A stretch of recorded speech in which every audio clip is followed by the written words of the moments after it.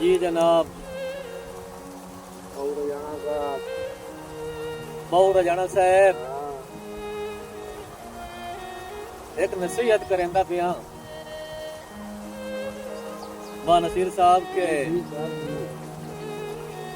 चुप कीतिया बड़िया कुछ न बनना तैथे मुलक सवार हो बनना है।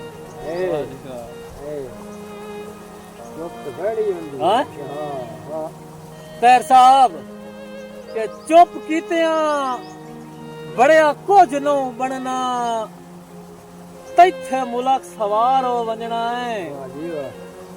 ओ बंदे बंदे दियां जुगनू टोकां दा तेरे सिर ते बाहर हो वंजना है। बंदे बंदे दियां जुगनू टोकां दा ओ तेरे सिर ते बाहर हो वंजना है।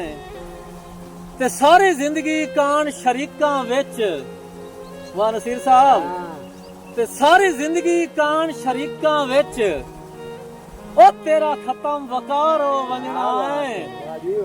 अपैरू ला चा बेड़ियां शर्म दियां नहीं ता तो बेकार हो वंजना है।